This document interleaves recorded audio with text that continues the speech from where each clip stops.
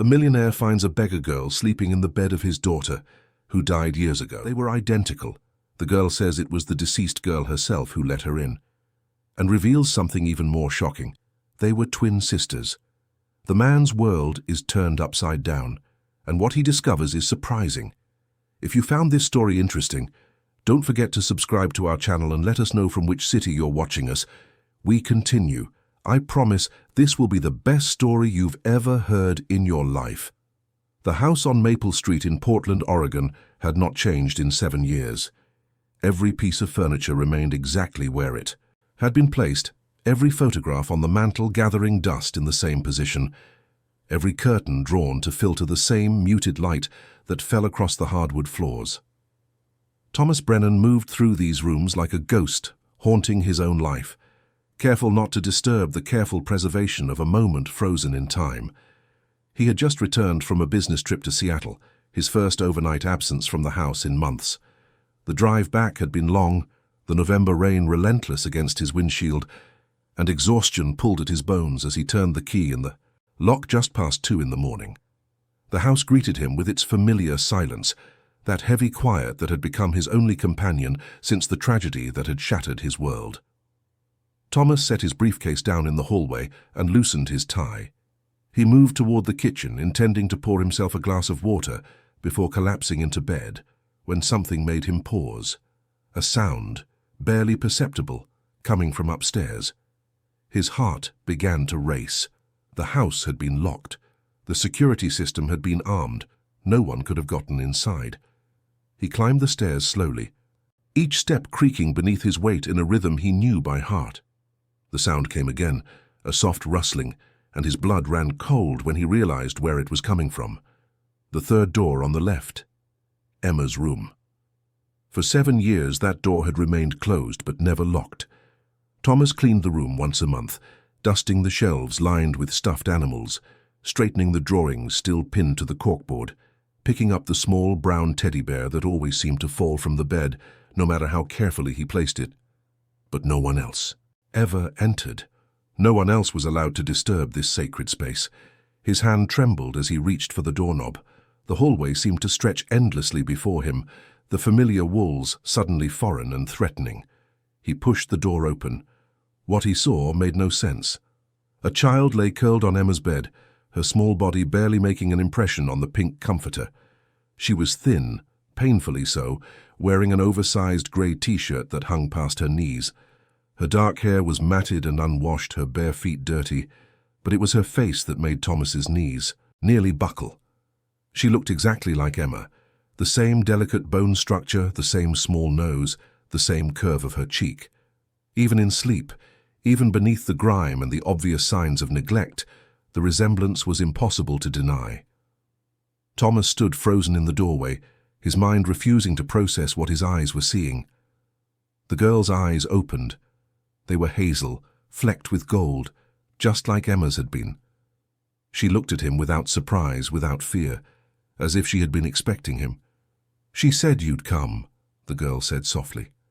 Her voice was hoarse, as if she hadn't spoken in days. Thomas couldn't find words. His mouth opened and closed soundlessly. The girl sat up slowly, pulling her knees to her chest. "She told me it was okay to sleep here. She said you'd understand." "Who?" Thomas finally managed, though his voice came out as barely a whisper. "Who told you that?" "My sister," the girl said simply. "She came to me in a dream last night. She showed me this house. She told me where to find the key under the flower pot by the back door. She said there would be food in this kitchen and that this room would be safe." Thomas felt the world tilting beneath him. "Your sister?" The girl nodded, her eyes never leaving his face. "She said her name was Emma. She said she was my twin." The word hit Thomas like a physical blow. Twin. He stumbled backward, catching himself against the doorframe. "That's impossible. Emma never had a sister. I would have known." "She said you didn't know about me," the girl continued, her voice matter-of-fact, despite the impossibility of what she was saying. "She said I was taken away when we were babies. She said our mother kept me but gave her to you and your wife." Thomas's mind reeled. His wife Catherine had struggled with addiction before Emma was born. They had separated when Emma was just an infant, and Catherine had disappeared from their lives shortly after. He had raised Emma alone, never knowing the full circumstances of her birth, never questioning the blessing of having his daughter in his life. Could it be possible that there had been another child? A twin that Catherine had kept hidden? "What's your name?" he asked, his voice shaking. "Lily," the girl said. "My mum calls me Lily when she remembers my name." "Where is your mother now?" Lily shrugged, a gesture that spoke of years of uncertainty and abandonment. "Sleeping somewhere. She drinks a lot. Sometimes she doesn't wake up until the afternoon. We've been staying in Pioneer Square near the fountain. She won't notice I'm gone until tomorrow, maybe longer." Thomas felt something crack open inside his chest, a fissure in the wall he had built around his heart. This child, this stranger, who looked so much like his lost daughter, had been living on the streets, hungry, cold, alone. "How did you really get in here?" he asked, trying to anchor himself in logic, in facts he could verify. "I told you, Emma showed me in the dream. She said the key was under the blue flower pot with the dead flowers." Thomas's blood ran cold. He had put that key there years ago, after Emma had locked herself out one afternoon. No one knew about it. He had forgotten about it himself until this moment. Lily slid off the bed and walked to Emma's desk. She opened the bottom drawer, the one that always stuck, and reached inside.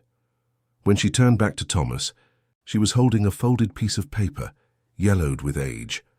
"She said to give you this. She said you needed to read it again." Thomas recognized the paper before he even touched it. He had written it 5 years ago, on the anniversary of Emma's passing, a letter of apology for all the ways he had failed as a father, for the argument they'd had that morning, for not driving her to school himself, for not being there when the accident happened. He had hidden it in that drawer, unable to throw it away but equally unable to look at it again. His hands shook as he unfolded the letter. His own handwriting stared back at him, every word a knife to his heart. "How did you know this was here?" he whispered. "Emma told me," Lily said again with the same calm certainty. "She told me a lot of things. She said you blame yourself for what happened to her. She said you've been dead inside for a long time, even though you're still breathing. She said it wasn't your fault, and that you need to stop punishing yourself." Thomas's vision blurred with tears. These were the exact words he had whispered to Emma's photograph every night for 7 years. Words he had never spoken aloud to another living soul. "She said something else too," Lily continued, stepping closer to him. "She said you were going to help me. She said you were going to save both of us." Thomas looked down at this child, this impossible presence in his carefully preserved shrine to grief. He saw the hope in her eyes, fragile and desperate, and he saw Emma looking back at him. Not a replacement, not a ghost, but a living, breathing child who needed him. "Are you hungry?" he asked, his voice breaking. Lily nodded, and for the first time he saw her lower lip tremble. "I'm always hungry." Thomas held out his hand. After a moment's hesitation, Lily took it. Her fingers were ice cold and impossibly small in his palm. He led her downstairs to the kitchen, turned on the lights and began pulling food from the refrigerator. Bread, cheese, leftover chicken, fruit. He made her a sandwich and watched as she devoured it with the desperation of someone who didn't know when her next meal might come. As she ate, Thomas studied her, face looking for differences from Emma, trying to convince himself this was all some elaborate coincidence, but the similarities were too precise, too numerous. The way she tucked her hair behind her left ear, the small birthmark on her right wrist, the slight gap between her front teeth. "Lily," he said carefully, "the things you know about Emma, about this house, about me, how do you really know them?" She looked up at him, a smear of mustard on her chin. "I told you. She came to me in a dream, but it felt more real than any dream I've ever had. She was wearing a blue uniform with a gold button. She showed me everything. She said you needed me as much as I needed you." Thomas's breath caught. Emma's school uniform had been navy blue with gold buttons. He still had one of those buttons in a box upstairs, the only piece of her uniform he had kept. "She said one more thing," Lily added quietly.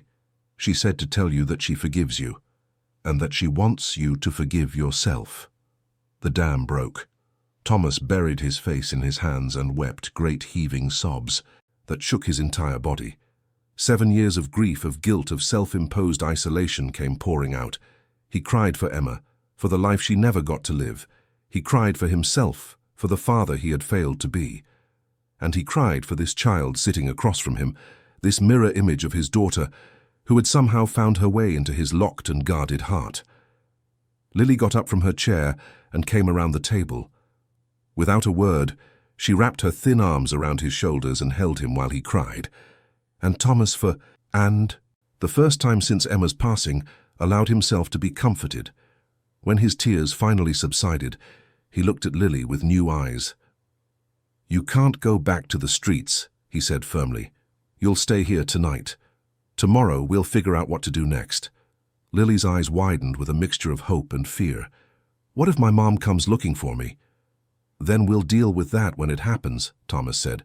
"But tonight you're safe, you're warm, and you're not alone." He led her back upstairs and ran a bath, finding clean towels and an old t-shirt of his that would serve as a nightgown. While she bathed, he changed the sheets on the guest room bed, unable to let her sleep in Emma's room again, unable to disturb that space any further. But when Lily emerged, clean and drowning in his oversized shirt, she looked at the guest room and shook her head. "Can I sleep in Emma's room?" she asked quietly. "I feel closer to her there. I feel safe." Thomas hesitated, every instinct screaming against it. But looking at Lily's hopeful face, he found himself nodding. He tucked her into Emma's bed, pulling the covers up to her chin, just as he had done for his daughter so many nights before. "Thank you," Lily whispered as her eyes began to close. "Emma was right about you." Thomas sat on the edge of the bed, watching her drift off to sleep. In the soft glow of the nightlight, she looked so much like Emma that his heart ached. But she wasn't Emma. She was Lily, a child with her own story, her own pain, her own need for love and safety. As he stood to leave, he noticed Emma's teddy bear on the floor. He picked it up and placed it gently next to Lily. She stirred slightly, her hand reaching out to clutch the worn fur, and a small smile crossed her face. Thomas closed the door softly behind him and leaned against the hallway wall, his mind racing. Tomorrow, he would have to make calls. He would need to contact social services, verify Lily's story, find out the truth about Catherine, and whether she had indeed given birth to twins.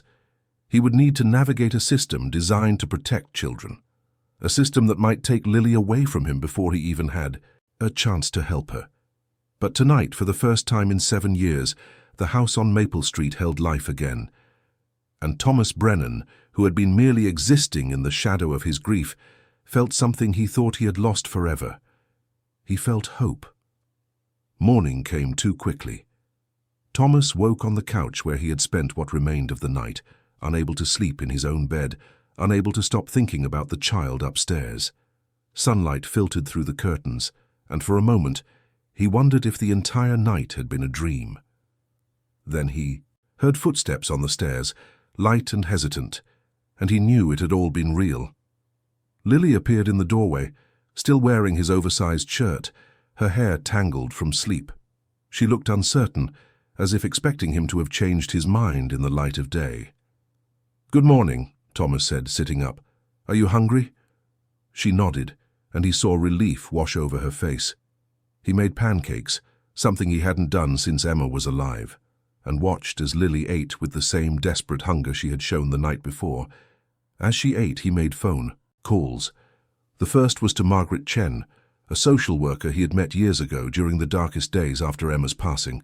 She had checked on him periodically, concerned about his isolation, his grief. Now, he needed her expertise for an entirely different reason. "Thomas?" Margaret's voice was surprised when she answered. "It's been a while. Is everything okay?" "I need your help," he said, glancing at Lily. "Something's happened. Something impossible." He explained the situation as best he could, leaving out the parts about dreams and supernatural knowledge, focusing instead on the facts. A child who claimed to be Emma's twin sister, a mother struggling with addiction, a little girl who had been living on the streets. Margaret arrived within the hour. She was a small woman in her 50s with kind eyes and an air of competence that immediately put Lily at ease. She spoke to the child gently, asking questions about her mother, about where they had been staying, about how she had ended up at Thomas's house. Lily stuck to her story about the dream, and Thomas watched Margaret's face carefully. He could see the skepticism there, the professional assessment happening behind her eyes. But he also saw her notice the resemblance between Lily and the photographs of Emma that still covered the mantel. "This is highly unusual," Margaret said finally, speaking to Thomas in the kitchen while Lily watched television in the living room. "If what she's saying is true, if there really was a twin, there should be records, birth certificates, hospital documentation." "Catherine was using substances when Emma was born," Thomas said quietly. "The birth happened at a clinic that closed down years ago. The records were always incomplete. I never questioned it because I was just grateful to have Emma." Margaret nodded, slowly. "I'll need to investigate. In the meantime, Lily can't go back to living on the streets. I can place her in emergency foster care while we sort this out." "No," Thomas said firmly. The word surprised him with its intensity. "She stays here. With me." "Thomas, you're not a licensed foster parent. There are procedures, background checks, home studies. Then start them. Do whatever you need to do. But she's not going into the system, not when she's already found safety here." Margaret studied him for a long moment. "You understand this might be temporary. If we locate her. Mother, if she has legal custody, we may have to return Lily to her." "I understand," Thomas said, though the thought made his chest tighten. "But until then, she needs stability. She needs to know someone cares about her." Margaret agreed to file emergency paperwork that would allow Lily to stay with Thomas temporarily. She warned him that social services would be monitoring the situation closely, that there would be visits and evaluations. Thomas agreed to everything. What he didn't anticipate was how quickly Catherine would resurface. 3 days after Lily arrived, a woman appeared at his door. She was thin to the point of frailty, her face lined beyond her years, her hands shaking slightly. But Thomas recognized her eyes. They were the same eyes that had looked at him with love once, before addiction had stolen her away. "I want my daughter back," Catherine said without preamble. Thomas felt Lily press against his leg, hiding behind him. "Catherine," he said carefully, "where have you been? Lily's been living on the streets." "That's none of your business," she snapped, but her voice wavered. "She's mine. You can't keep her." "I'm not trying to keep her from you," Thomas said, though part of him knew that was a lie. "I'm trying to keep her safe. When was the last time you had a stable place to live? When was the last time she had a proper meal?" Catherine's face crumpled, and for a moment he saw the woman he had once loved beneath the ravages of her addiction. "I'm her mother," she whispered. "I know I haven't been good to her, but she's all I have left." "You had 2 daughters," Thomas said quietly. "Why didn't you tell me about Lily? Why did you keep her and give me Emma?" Catherine's laugh was bitter. "I didn't give you Emma. You took her. You and your lawyers and your perfect life. They said I was unfit. They said you could provide better. So they let you have one, and I kept the other. I thought I could do better. I thought I could prove them wrong." The revelation hit Thomas like a physical blow. He had never known the full details of the custody arrangement, had never pushed for information because he had been so focused on protecting Emma. Now he understood. There had been twins. The courts had split. Them, giving him one and leaving Catherine with the other. And both children had paid the price for the adult's failures. "Catherine," he said gently, "let me help you. Let me help both of you. There are programs, treatment centers. You can get clean. You can be the mother Lily deserves." "I don't want your help," she said, but there was no conviction in her voice. "I just want my daughter." "Then prove you can take care of her," Thomas said. "Work with social services. Show them you have a safe place to live. Show them you're committed to recovery. I won't fight you if you can give Lily the life she needs." Catherine stared at him for a long moment, then turned and walked away without another word. Thomas watched her go. his heart heavy with the knowledge that this was far from over. The weeks that followed were a delicate balance of hope and fear. Margaret worked tirelessly to piece together the truth, tracking down old records, interviewing people who had known Catherine during her pregnancy. Slowly, the story emerged. Twins, born prematurely at a clinic that had since been shut down for violations. A custody battle that had ended with the children being separated. Years of Catherine's struggle with addiction, of Lily being shuffled between temporary housing and the streets. Catherine appeared sporadically, sometimes demanding Lily back, sometimes asking for money, her intentions shifting with her sobriety. Margaret handled these encounters with professional calm, documenting everything, building a case for Lily's safety. Meanwhile, Thomas and Lily began to build something fragile and precious. A routine, a sense of normalcy. Thomas enrolled her in school, bought her clothes that fit, took her to a doctor who confirmed she was malnourished but otherwise healthy. He watched her slowly come, alive, like a plant that had been starved of sunlight finally reaching toward the light. But it wasn't easy. Lily had habits born of survival. She hoarded food in her room, unable to trust that there would be another meal. She woke screaming from nightmares she couldn't or wouldn't describe. She flinched at sudden movements, tested boundaries constantly, waiting for Thomas to prove he was like every other adult who had failed her. And Thomas, for all his good intentions, struggled too. There were moments when he looked at Lily and saw only Emma, when he called her by the wrong name, when he expected her to like the same foods or laugh at the same jokes. He had to constantly remind himself that Lily was her own person, with her own trauma, her own needs. One particularly difficult night, after Lily had thrown a tantrum over being asked to clean her room, Thomas found himself standing in Emma's doorway, staring at the preserved shrine to his lost daughter. "I don't know if I can do this," he whispered to the empty room. "I don't know if I'm strong enough." "You are," a small voice said behind him. He turned, to find Lily standing in the hallway, her eyes red from crying. "I'm sorry I yelled," she said quietly. "I'm not good at this either. At having a home, at having someone who cares." Thomas knelt down to her level. "We'll figure it out together," he said. "We'll make mistakes. We'll have bad days, but we'll keep trying, okay?" Lily nodded and stepped into his arms. As he held her, Thomas felt something shift inside him. This wasn't about replacing Emma. This wasn't about filling a void. This was about two broken people learning to heal together. The legal battle stretched on for months. Catherine entered rehab twice and left both times. She missed court dates, failed drug tests, made promises she couldn't keep. Margaret documented it all with a mixture of professional detachment and personal sadness. Finally, on a grey afternoon in March, Catherine signed the papers. Not because she wanted to, but because she was exhausted. Because even in her addiction-clouded mind, she could see that Lily was thriving with Thomas in a way she had never thrived before. The agreement gave Thomas full legal guardianship, with provisions for supervised visitation if Catherine could maintain sobriety for 6 consecutive months. Thomas didn't feel victorious. He felt sad for Catherine, for the mother she could have been, for the pain that had driven her to substances in the first place. But he also felt relief and hope and a fierce protective love for the child who was now legally his to protect.